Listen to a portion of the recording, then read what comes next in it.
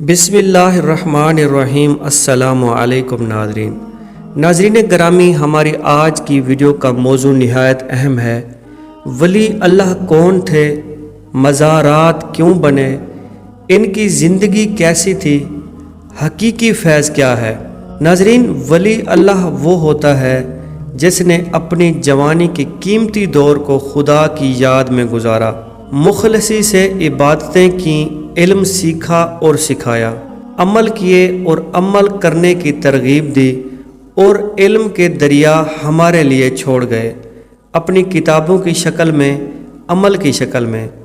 جنہوں نے خدا کے بندوں سے بے غرض محبت کی، بے غرض خدمت کی، ہمیشہ دوسروں کو کھلایا، کبھی اپنے حصے کی روٹی بھی دوسرے کو دی۔ یاد رہے کہ جو گناہ سے پاک ہوتا ہے وہ نبی ہیں، اور جن کو خدا گناہ سے بچنے کی توفیق دے وہ ولی ہیں۔ مگر نفس تو ایک ولی کا بھی تھا۔ تو یہاں یہ بتا دوں کہ مزارات ایسے نہیں بنتے، مزارات ان کے بنے جنہوں نے نفس کو مارا اور خدا کے حکم کی پیروی کی۔ تصوف کی کتابیں ایسے تو لکھی نہیں جاتی۔ پہلے انہوں نے دل میں خالص رب کی محبت رکھی، دل کو دنیا کی محبت سے آزاد کیا، اور علم کے ساتھ ساتھ عمل بھی کیا۔ ڈگریوں کی لالچ، نوکری کی لالچ میں پڑھنے والوں کو کیا پتہ کہ حقیقی علم کیا ہے۔ انہی کے درباروں پر آج بھی غریب فقیر بھوکے آتے ہیں اور پیٹ بھر کر کھا کر جاتے ہیں۔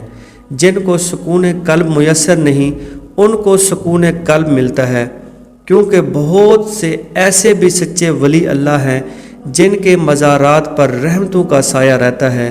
یہی وجہ ہے کہ وہاں سکون ہوتا ہے، مگر یہ ان کے اعمال، ان کی عبادت، ان کی خدا سے محبت کا ہی پھل ہے۔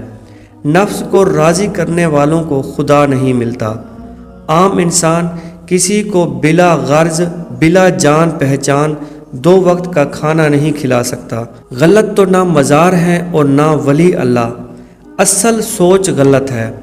جن کو لگتا ہے کہ بغیر عمل کیے، بغیر علم سیکھے، بغیر نفس کو مارے فیض مل جائے گا، دربار پر جا کر بیٹھ جانے، ہنس کھیل کر کھا پی کر آ جانے، کبھی فیض نہیں ملتے۔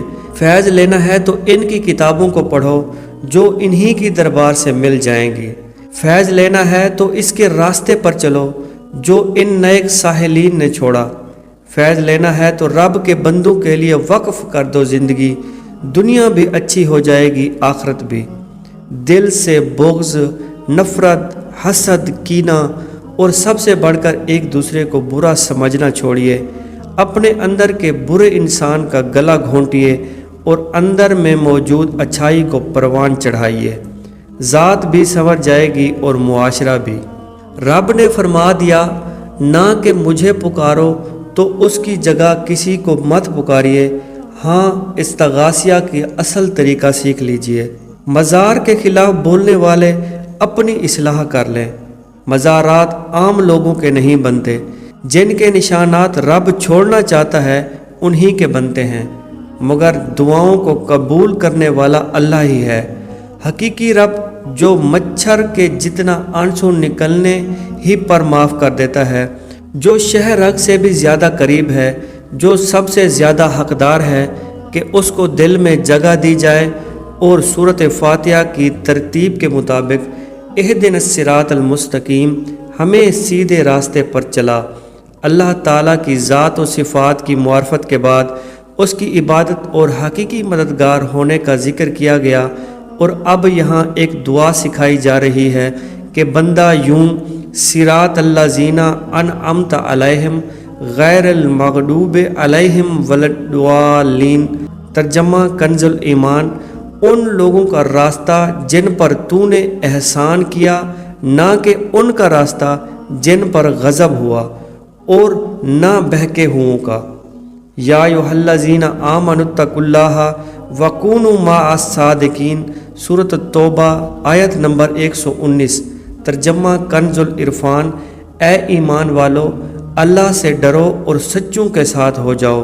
کہیں فرعون کی مورتی کو عبرت کے لیے دریا رب کے حکم سے کنارے پر پھینک دیتا ہے، اور آج بھی غرور کرنے والے کے لیے یہ نشان ہے، اور کہیں اپنے نیک صالح راتوں کو جاگ کر عبادت کرنے والے لوگوں کو ہدایت کی نشانیوں کے لیے زندہ رکھتا ہے۔